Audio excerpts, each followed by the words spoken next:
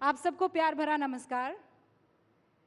Rising Bharat, और चूंकि मंच पर ऐसे शख्स हैं या ऐसे नेता हैं जो राजनीति कम करते हैं और काम ज़्यादा करते हैं, आप इनसे जितनी चाहे काम की बातें कर लीजिए, जैसे ही राजनीति की बात करेंगे ये 9 दो 11 हो जाएंगे। तो इसीलिए अगर इनको इस स्टेशन पर रखना है तो काम की सारी बातें, और यही काम है जो राइजिंग भारत को उस जेनिथ तक लेकर जाने वाला है। मंत्री जी, बहुत बहुत स्वागत है आपका। दर्शकों को बस बता दूं मैं कि आप 39वें रेल मंत्री हैं, 55वें संचार मंत्री हैं और दूसरे इलेक्ट्रॉनिक्स और सूचना मंत्री हैं। बहुत भार है कंधे पर आपके। देखिए, जिस तरह से प्रधानमंत्री श्री नरेंद्र मोदी जी देश के लिए दिन रात मेहनत कर रहे हैं, अपना एक एक पल, एक एक क्षण देश के लिए समर्पित कर रहे हैं, तो हमारे जैसे कई कार्यकर्ताओं को लग जाना चाहिए, पूरी तरह से जुट ही जाना चाहिए। अश्विनी जी, जब 2047 की हम बात करते हैं, हम उस भारत की बात करते हैं जो विकसित हो चुका है, तो ईमानदारी से अपने दिल पर हाथ रखकर बताइए, एक रेल मंत्री अपने रेलवे नेटवर्क को उस वक्त कैसे पाता है? उस वक्त की ट्रेन हिंदुस्तान की जनता कैसे देख सकती है? देखिए, आज मोदी जी के 10 वर्ष के इस पीरियड में एक बहुत स्ट्रांग लेगेसी बनी है। आज मोदी जी की 10 वर्ष की लेगेसी और 25 वर्ष का प्लान, ये भारतीय जनता पार्टी का एक स्पष्ट जनता के सामने, भारत की जनता के सामने एक स्पष्ट मैसेज है। इस 10 वर्ष की लेगेसी में आप देखो, रेलवे में प्रैक्टिकली करीब करीब बहुत सारे राज्य 100% इलेक्ट्रीफाई हो गए। 40,000 किलोमीटर रेलवे का इलेक्ट्रिफिकेशन हुआ। 60 वर्षों में 20,000, 10 वर्षों में 40,000, करीब करीब आपके 30,000 किलोमीटर नए रेलवे ट्रैक बने। यानी जर्मनी का जितना रेलवे नेटवर्क है उतना रेलवे नेटवर्क भारत के रेलवे नेटवर्क में जुड़ा। पिछले साल 5,000 किलोमीटर जुड़े थे और इस साल भी, कल की रिपोर्ट में देख रहा था, 5,246 किलोमीटर कल तक रेलवे नेटवर्क में जुड़े। यानी हर साल एक स्विट्जरलैंड के बराबर रेलवे नेटवर्क भारत में जुड़ रहा है। टोटली नए जनरेशन की वंदे भारत ट्रेन्स आई, नमो भारत ट्रेन आई। आज वंदे भारत ट्रेन्स में हमारी जो मिडिल क्लासेस हैं और एस्पिरेशनल यूथ है, उनको एक ऐसा अनुभव मिल रहा है जो दुनिया के बेस्ट से बेस्ट रेलवे सिस्टम में मिलता। नमो भारत ट्रेन अपने आप में बहुत ही सक्सेसफुल है रीजनल ट्रांजिट के लिए। अब वंदे भारत स्लीपर आ रही है, वंदे मेट्रो आ रही है, अमृत भारत ट्रेन आ रही है। तो ये सब जो आपने देखा इन 10 वर्षों में विकसित भारत बनाने के लिए जो फाउंडेशनल एलिमेंट्स हैं, जो फाउंडेशन बनानी है, नींव बनानी है, वो नींव बनी है। अगले 5 वर्षों में इस नींव को और मजबूत करेंगे। मंत्री जी, मैं एक सेकंड आपको रोक रही हूँ। आप कह रहे हैं कि ये नींव 2014 में रखी गई है, इससे पहले फिर क्या हो रहा था? इससे पहले अगर रेलवे की अगर मैं बात करूं तो रेलवे को एक दूध दोहने वाली गाय के बराबर समझा जाता था। ऐसी कंडीशन थी जिसमें रेलवे मिनिस्टर्स केवल किसी गाड़ी के स्टॉपेज या गाड़ी के एक्सटेंशन या नई गाड़ी के अनाउंसमेंट पे ध्यान देते थे। पटरियों की कैपेसिटी है कि नहीं, उसकी कोई चिंता नहीं होती थी। इस तरह से रेलवे का प्रशासन चला रहे थे तत्कालीन तब के रेलवे मंत्री और तब की सरकारें, जिसमें रेलवे फोकस नहीं था, पैसेंजर फोकस नहीं था, केवल अपनी राजनीति फोकस थी। मोदी जी ने डीपोलिटिसाइज किया रेलवे को। रेलवे को एक टेक्निकल तरीके से, ऑपरेशनल एफिशिएंसी की तरीके से, नई टेक्नोलॉजी को एब्जॉर्ब करने के तरीके से उस चीज़ को मोदी जी ने अपने प्राइमरी फोकस में लेके आए। रेलवे के बजट को मर्ज किया जनरल बजट में, जहां मात्र 15,000 करोड़ के आसपास मिलते थे जनरल बजट से भारतीय रेलवे को, आज 2,52,000 करोड़ रुपए का रेलवे का बजट सपोर्ट मिलता है। काम, फंडिंग बढ़ी, काम बढ़ा, कई तरह के रिफॉर्म्स हुए, बहुत सारे, करीब करीब 38 ऐसे मेजर स्ट्रक्चरल रिफॉर्म्स हुए, जिसके कारण आज रेलवे एक ऐसी परिस्थितियों में आई है कि अब अच्छी एक फाउंडेशन बन गई 10 वर्षों में। आने वाले 5 वर्षों में इस फाउंडेशन को और स्ट्रांग करेंगे। कई जो नई टेक्नोलॉजीज लेके आए उनको और ज़्यादा स्ट्रेंथन करेंगे और उसके बाद में, उसके आगे वाले 20 सालों में रेलवे एक अलग नया स्वरूप देखेगी। चेंजेस रेलवे स्टेशन पर नजर आ रहे हैं, यहाँ पर हर एक शख्स इस बात को मानेगा। लेकिन उसी रेलवे स्टेशन पर जब जाएंगे, ये बात सच है कि 41 वंदे भारत आ गई हैं, नमो भारत आ गई है, अमृत भारत आ गई हैं। स्टेशन पर आज भी जो यात्री है वो भीड़ को लेकर परेशान है, ट्रेनों में जो रिजर्वेशन है उसे लेकर परेशान है। ये कितना टाइम आप मंत्री जी बता सकते हैं कि एक वो वक्त आएगा जब साल भर में ये जो 700 करोड़ का आंकड़ा है यात्रियों का सफर करने का, वो 1000, 1200 या 1300 तक पहुंचे? 2030 तक 1000 करोड़ लोग पैसेंजर्स रेलवे में ट्रैवल करेंगे, उस हिसाब से कैपेसिटी बना रहे हैं। देखो, ट्रेन में और हाईवे में एक फंडामेंटल डिफरेंस होता है। ट्रेन में आपको बिना पटरी के गाड़ी नहीं चला सकते, करेक्ट? रोड कैसी भी हो, कंडीशन कैसी भी हो, एक बार के लिए गाड़ी चल जाती है। इसीलिए बहुत ज़रूरी है कि रेलवे नेटवर्क में ज़्यादा से ज़्यादा कैपेसिटी बढ़ाने के लिए जितने भी टेक्नोलॉजीज़ हैं, रेलवे के नई पटरियां बिछाना, ऑटोमेटिक सिग्नलिंग लाना, आपके कंप्लीट रेलवे के जो कंट्रोल सिस्टम है जिसको सेंट्रलाइज्ड ट्रेन कंट्रोल सीटीसी कहते हैं, उस टेक्नोलॉजी पे जाना, आपकी ट्रेन्स की एक्सेलरेशन डेसेलरेशन जो मतलब पिकअप और ब्रेक लगाने के बाद में रुकने की टाइम, उसको कम करना, 2x25 kV, बहुत मैसिव टेक्निकल वर्क है। उस पूरे टेक्निकल काम में जिस तेजी से काम चल रहा है, we are very comfortably, I can say with good confidence level कि 2030 तक 1000 करोड़ पैसेंजर्स को हर साल कैरी करने की कैपेसिटी हो जाएगी। आज हम करीब करीब 700 करोड़ पैसेंजर्स को कैरी करते हैं साल में। रेलवे देश का अगर पूरा नेटवर्क देखो, ट्रांसपोर्टेशन की इकोनॉमिक्स देखो, तो ट्रांसपोर्टेशन में करीब 700 करोड़ रेलवे से जाते हैं, करीब करीब 250 करोड़ रोड से हाईवे से जाते हैं और करीब 35 करोड़ एरोप्लेन से जाते हैं। तो ये अभी ये नेटवर्क है, इसमें ये 700 करोड़ 2030 तक 1000 करोड़ होगा। अच्छा, इन सालों में ऐसा क्या हुआ है कि आपने इतनी तेज़ी से ये सारी ट्रेनें, चाहे वो नमो भारत हो, चाहे वो वंदे भारत हो, ये सिर्फ विल है या कुछ और भी चीज़ें थी जिसने इन एडिशन आपके इस काम को फास्ट ट्रैक पर ला दिया? 3 चीज़ें हैं। एक तो बहुत स्ट्रॉन्ग फोकस टेक्नोलॉजी लाने में, बहुत स्ट्रॉन्ग फोकस डीपोलिटिसाइज करने में रेलवे का फोकस रेलवे की ऑपरेशनल एफिशिएंसी पे ध्यान दें। रेलवे में एक तरीके से काम करने की पद्धति बदली। दूसरा, फंडिंग इंक्रीज की मोदी जी ने। तीसरा, पीएम साहब ने बहुत स्पष्ट तौर पे कहा कि चाहे कितने भी कठिन फैसले लेने हो, फैसले लो, फैसले लेके, जैसे फॉर एग्जांपल एक नया रेलवे की मेंटेनेंस की पद्धति में नया एक सुधार हुआ है। पहले क्या होता था कि जिस दिन मेंटेनेंस करना है, मान लो पटरी है, पटरी पे डेली का डेली मेंटेनेंस करना पड़ता है, तो जिस दिन आपको मेंटेनेंस का काम करना है उसी दिन सारे कॉन्ट्रैक्टर्स, मशीन्स, स्पेयर मटेरियल, सब लेबर सब आते थे। तो सुबह से शाम तक मान लो वेट करते थे, 4 या 5 बजे तक मान लो परमिशन मिलती थी, कभी परमिशन नहीं भी मिलती थी, वापस चले जाते थे। ये एक ऐसी पद्धति जो 60-70 वर्ष तक चली। अब आज रेलवे में हर शुक्रवार को अगले 26 हफ्ते का, नेक्स्ट 26 वीक्स का डिटेल्ड प्लान बनाते हैं। नेक्स्ट 26 वीक्स मतलब जैसे जापान में मेंटेनेंस की पद्धति है, या जर्मनी में, या जो डेवलप्ड कंट्रीज है, विकसित या हर देश, फ्राइडे करते हैं, वैसी की वैसी एडवांस्ड प्लानिंग अपना रेलवे भी कर रहा है। तो ये सब कठिन फैसले होते हैं, इसमें आपको पूरे ऑर्गेनाइजेशन को एक साथ आदत बदलने की आदत डालनी पड़ती है, एक नए तरीके से काम करने की मतलब प्रैक्टिस में आना पड़ता है। तो ये आसान काम नहीं होता, इसमें बहुत मेहनत और continuous communication with the top to bottom most layer. आज आप किसी सुपरवाइजर के पास जाके बात करो अगर, और मैं आप में से निवेदन करूंगा जो भी पाथवे इंस्पेक्टर हो, सेक्शन सुपरवाइजर हो, इनसे बात करें, इतने खुश हैं कि आज उनको मेंटेनेंस के लिए जो टाइम चाहिए होता है वो मिलता है, मेंटेनेंस के लिए रिसोर्सेज चाहिए वो मिलते हैं। पहले तो आप कह रहे थे कि सब आराम से हो जाता था, सिर्फ पॉलिटिक्स होती थी, काम नहीं होता था। अब आप सिर्फ इस काम करा रहे हैं और वो खुश हैं। बिल्कुल खुश हैं, और आप वास्तव में जाके मिलो। मैं तो कम से कम लो लेवल पे, ग्राउंड लेवल पे ऑफिशियल्स के साथ, जो कि ग्रुप बी ऑफिसर्स भी नहीं है, ग्रुप सी में जो काम करते हैं कर्मचारी, उनके साथ बहुत इंटरेक्ट करता हूँ और उनसे बहुत इनपुट लेता हूँ, बहुत फीडबैक भी लेता हूँ। इतने खुश हैं इस बात से कि रेलवे का एक तरीके से, जिस तरीके से चलनी चाहिए एक टेक्निकल ऑर्गेनाइजेशन, वैसे मोदी जी ने 10 वर्षों में रेलवे को उस टेक्निकल स्टेज पे लेके आ गए।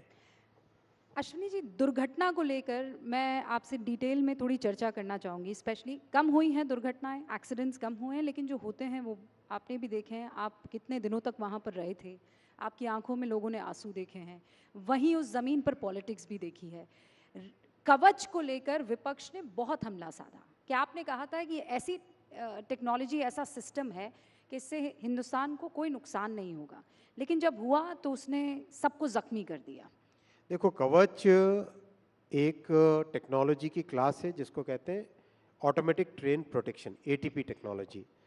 एटीपी टेक्नोलॉजी दुनिया भर के बड़े रेलवे सिस्टम्स में 1980 के दशक में चालू हुई, 1990 के दशक में काफ़ी बड़ी मात्रा में लगी, और 2000 के दशक में करीब करीब दुनिया के सारे बड़े रेलवे नेटवर्क्स में फुल्ली एटीपी आ गया था। तब की सरकारें क्या करती थी? क्या उन सरकारों की जिम्मेदारी नहीं थी कि एटीपी लेके आए? क्या उनकी ये जिम्मेदारी नहीं बनती थी कि सेफ्टी पे इन्वेस्टमेंट करें, सेफ्टी के लिए जो नए टेक्नोलॉजी चाहिए वो लेके आए? कुछ नहीं किया उन्होंने। 2016 में पहली बार भारत में एटीपी टेक्नोलॉजी को मान्यता दी मोदी जी ने, 2016 में। 2016 मतलब सोचो, देश ने 1980 से लेके 2014 तक का पीरियड, एक तरीके से उस पीरियड में पूरा देश कवर हो जाना चाहिए था एटीपी टेक्नोलॉजी से। 2016 में मान्यता दी, 2019 तक उसके पूरे सर्टिफिकेशंस मिले। 2020 और 21 में कोविड के कारण दिक्कत आई, लेकिन उसके बाद में, उसके बावजूद भी और उसके बाद में बहुत तेज़ी से इस पे काम चला।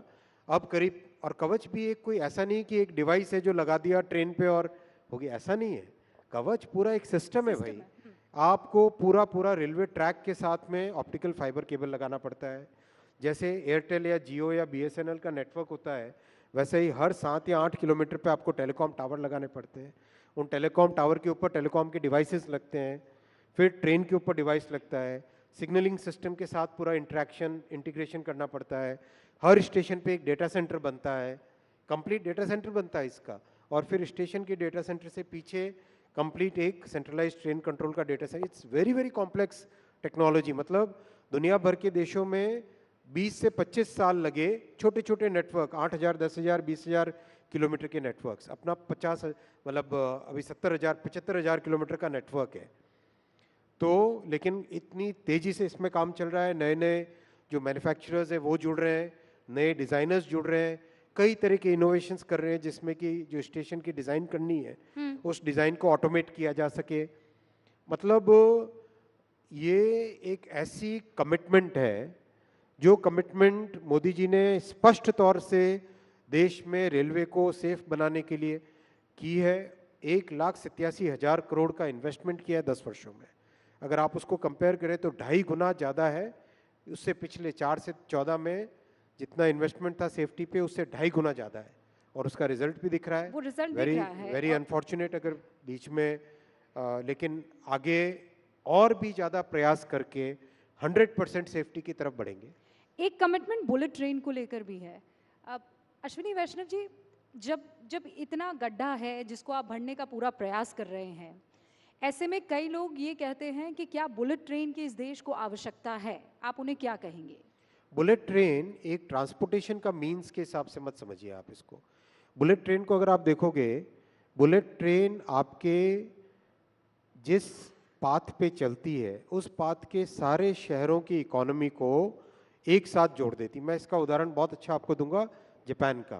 पहली बुलेट ट्रेन 1969 में जब चलनी चालू हुई, टोक्यो, नागोया, कोबे, क्योटो और ओसाका, ये सारे के सारी इकोनॉमीज मिलके एक इकोनॉमी बन जाती है।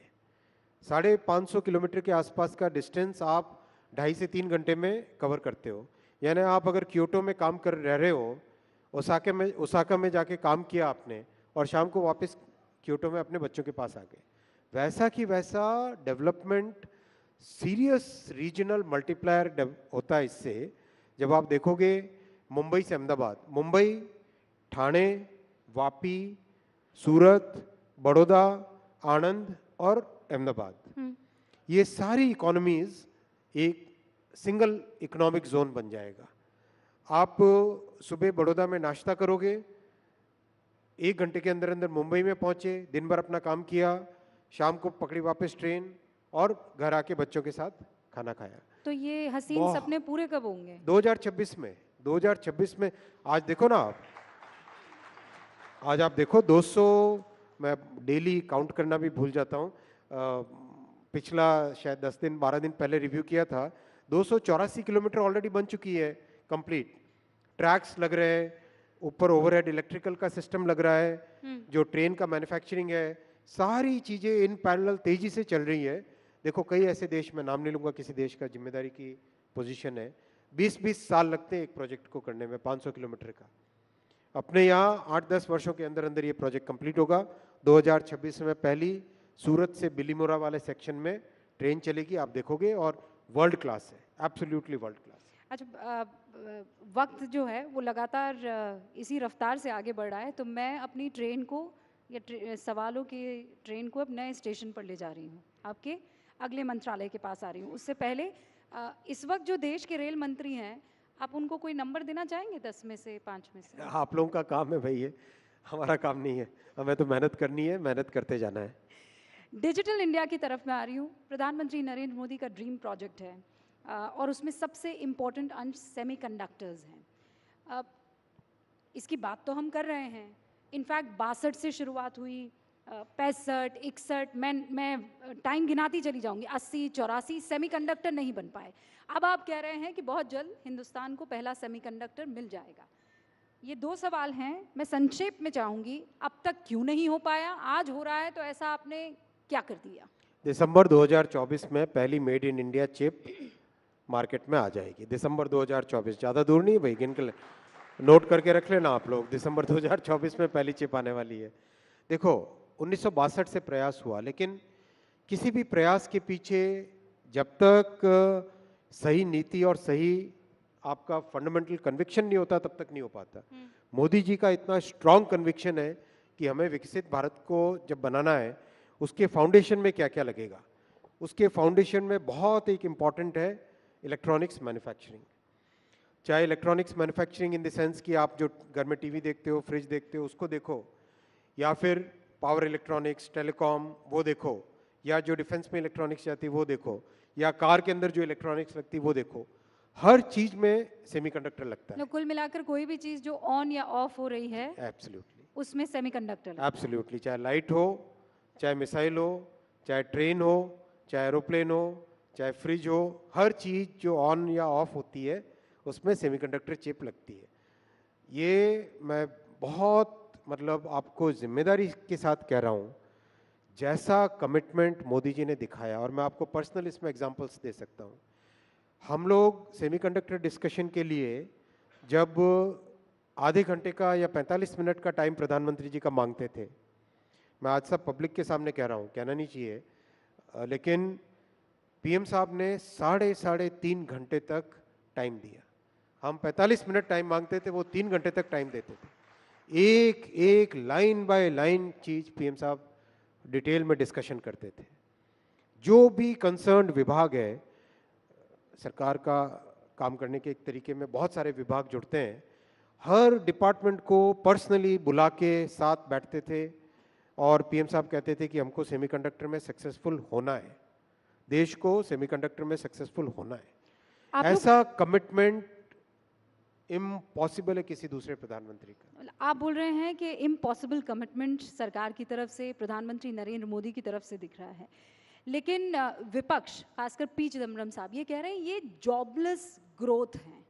वो ये कह रहे हैं कि जो कामकाजी संख्या है वो 50% से भी कम है, और पिछले 9 सालों से ये आंकड़ा है। आप लोग ग्रोथ करते हैं, किसी को जॉब नहीं दे पाते। चलो मैं पी चिदम्बरम साहब को एक चैलेंज देता हूँ, आप मेरे माध्यम से, इस मंच के माध्यम से आप पी चिदम्बरम साहब को एक चैलेंज पहुंचाइए। EPFO, employ provident fund organisation, ये एक ऑर्गेनाइजेशन है जिसमें जो भी व्यक्ति काम पे जाता है उसका एक रजिस्ट्रेशन होता है, उसकी सैलरी में से डिडक्शन होता है और ऑर्गेनाइजेशन की तरफ से एक डिडक्शन होता है। एब्सोल्युटली ऐसा डेटा है जिस डेटा को कहीं पर भी हर जगह स्वीकार्यता मिलती है। ईपीएफओ के डेटा के हिसाब से जो नए लोग जॉब में जुड़े माइनस जो लोग जॉब से निकले, प्लस जो लोग जॉब में वापस आए, कहीं एक बार निकल गए होंगे वापस आए, इसका जो नेट नंबर है वो टोटल जॉब अपॉर्चुनिटी बनी। ये तो सीधी गणित है, सिंपल सी गणित है। वो total job opportunities 6 lakh per month थी कुछ ही वर्षों पहले। आज वही on an average 12 lakh per month है। 12 लाख पर मंथ का मतलब साल के हुए 1,44,00,000। 12 × 12 144, 1,44,00,000 साल की जॉब अपॉर्चुनिटीज क्रिएट हो रही है। आप चिदम्बरम साहब को पूछिए कि क्या ये आंकड़ा झूठ है या ये सच है। ये डेटा है, इस डेटा को कई बड़े इकोनॉमिस्ट ने, कई मैं अच्छे उम्मीद करती हूँ कि न्यूज़पेपर्स आपका जो ये ने, सबने चैलेंज चेक किया है। ये चैलेंज जो है चिदम्बरम साहब एक्सेप्ट करेंगे और ज़रूर आपकी ये चैलेंज हम उन तक पहुँचाएंगे। विपक्ष का एक और आरोप है, वो ये कहते हैं कि आप कहते हैं कि हम मैन्युफैक्चरिंग हब बन चुके हैं, लेकिन आप कोई मैन्युफैक्चरिंग नहीं करते, आप लोग बस असेंबल करते हैं। अच्छा, आपने नाम उसको ये दे दिया है। देखो, जिन शख्स की बात आप कर रहे हैं, या चलो मैं जनरल में किसी शख्स का नाम क्यों लूं जब तक आप नहीं लोगे। तो देखो, किसी भी देश में कोई भी इंडस्ट्री जब चालू होती है, चाहे आप एग्जांपल ले लो कार इंडस्ट्री का। आज से 1980 के आसपास जब कार इंडस्ट्री चालू हुई, सबसे पहले क्या आया? कार की CKD बन के आई, जो कंप्लीटली नॉकडाउन यूनिट आता है। उसके बाद में क्या आया? SKD, semi knockdown unit. उसके बाद में क्या हुआ? कम से कम कुछ कंपोनेंट मैन्युफैक्चरर्स का इकोसिस्टम बना। उसके बाद में क्या आया? कई सारे कंपोनेंट इकोसिस्टम का मैन्युफैक्चरर बना, Tier 1, Tier 2, Tier 3 वेंडर्स बने। उसके बाद में क्या आया कि एक्सपोर्ट होने चालू हुए। ये एक साइकिल है, हर इंडस्ट्री की एक लाइफ साइकिल होती है। अगर यही लाइफ साइकिल कांग्रेस की सरकारें अगर 1980 में करने लग जाती, 1970 में करने लग जाती, तो आज देश की कहां पे परिस्थितियां होती। कांग्रेस ने पहले 4 दशक भारत के वेस्ट किए, 4 डिकेड्स भारत के लॉस्ट डिकेड्स बने, क्योंकि कांग्रेस की ऐसी पॉलिसीज थी जिसमें मैन्युफैक्चरिंग को एकदम गला घोंट के रखा गया, ऐसा कानूनों का मकड़ जाल बना के रखा दिया जिसमें कि कोई इंसान मैन्युफैक्चरिंग कर न सके। बस मतलब ऐसी परिस्थितियां थी 1990 से पहले तक तो, कि अगर आप अपनी कार की डिज़ाइन का हैंडल का डिज़ाइन चेंज करना चाहोगे तो आपको भारत सरकार के किसी अधिकारी के पास आके परमिशन लेनी पड़ती थी। ऐसा मकड़ जाल बिछा के रखा हुआ था। उस मकड़ जाल से निकले तो आप ये कह और रहे हैं सिंप्लीफिकेशन हो रहे हैं। अब बेबी स्टेप्स जो है वो लिए जा रहे हैं। आज अपन ऐसी परिस्थितियों में है हाँ। जिसमें मैन्युफैक्चरिंग हब बनने के लिए जो फाउंडेशन चाहिए वो फाउंडेशन ले डाउन हो गई है। अगले 5 वर्षों में आप देखोगे, देखो मैं आपको एग्जांपल्स देता हूँ, नंबर्स देता हूँ। नंबर्स लेना जरूरी है क्योंकि डेटा के साथ बात करनी चाहिए, केवल आरोप लगाने से आरोप नहीं होना है, डेटा के साथ बात करनी चाहिए। Mobile manufacturing practically negligible number था 10 साल पहले, आज कितना है? $55 billion. Electronics manufacturing practically negligible number था, आज कितना है? पिछले साल का डेटा है $105 बिलियन और कम से कम डबल डिजिट में ग्रोथ हो रही है इसकी। डिफेंस मैन्युफैक्चरिंग कुछ भी नहीं थी, आज $2 बिलियन का एक्सपोर्ट हो रहा है। टेलीकॉम मैन्युफैक्चरिंग सोच भी नहीं सकते थे, किसी इंडस्ट्री के वेटरन ने बोला, 35 साल का जिनका टेलीकॉम इंडस्ट्री का एक्सपीरियंस है, उन्होंने कहा सोच भी नहीं सकते थे कि टेलीकॉम मैन्युफैक्चरिंग भारत में होगी। आज $1 बिलियन का एक्सपोर्ट हो रहा है। अमेरिका, US, यूरोप, सब जगह एक्सपोर्ट हो रहा है। क्या बात करते हैं भाई कांग्रेस के लोग, जो अपनी इतने वर्षों तक जिन्होंने अपनी गलतियों को आज जवाब दे नहीं पा रहे हैं, और हम लोग मेहनत कर रहे हैं, जनता देख रही है, पब्लिक देख रही है, हम जब मेहनत कर रहे हैं तो उनके आरोप लग रहे हैं। किस बात की बात है ये? हमारे पास बस कुछ मिनट बचे हैं और मैं चाहती हूँ ये 2 बहुत महत्वपूर्ण सवालों के आप जवाब दे दें। एक तो फैक्ट चेकिंग यूनिट को लेकर, मतलब सरकार ही अगर चेक करने लग गई तो कैसे चलेगा? आपके काम को सिटीजंस, अच्छा बताओ भाई, एक बात बताओ, हाँ। CNN TV 18 पे कुछ छपता है, उसकी जानकारी लेनी हो तो किससे पूछोगे? CNN TV 18 से पूछोगे कि नहीं पूछोगे? हाँ। बराबर है ना? बिल्कुल, बिल्कुल। आपके ऑर्गेनाइजेशन की जानकारी किससे पूछेंगे? आपसे ही पूछेंगे ना। भारत सरकार की कोई भी न्यूज, किसी भी स्कीम, उसके बारे में पूछना तो किसको पूछोगे? अगर आपका गृह मंत्रालय से काम है, गृह मंत्रालय से पूछोगे। हेल्थ मिनिस्ट्री से काम है, हेल्थ मिनिस्ट्री से पूछोगे। अगर आप कहोगे कि नहीं ये पावर मिनिस्ट्री से संबंधित प्रश्न है, पावर मिनिस्ट्री से पूछोगे। इतनी बेसिक कॉमन सेंस की बात है भाई। जो राज्य सरकार से है वो राज्य सरकार से पूछोगे, किसी प्राइवेट ऑर्गेनाइजेशन उससे प्राइवेट ऑर्गेनाइजेशन से पूछोगे। और तो वो इसमें सवाल आपको ना पसंद आए तो? बात सवाल की नहीं है, बात फैक्ट की है। फैक्ट और ओपिनियन में डिफरेंस है। और वो फैक्ट्स अगर सरकार जहां को ना फैक्ट है पसंद वो आए फैक्ट तो आप वेरीफाई कर सकते हो ना। हम्म, वेरिफिकेशन, मान लो कोई कहता है कि कितनी वैक्सीन लगी, किससे पूछोगे बताओ? ऑथेंटिक जवाब कहां से आएगा? सरकार की तरफ से। हेल्थ मिनिस्ट्री से ही आ सकता है ना। तो आप ये कह रहे हैं कि ये फैसला आपका एब्सोल्युटली सही फैसला है और ये एकदम करेक्ट फैसला है, डेमोक्रेटिक फैसला है, कॉन्स्टिट्यूशनल फैसला है।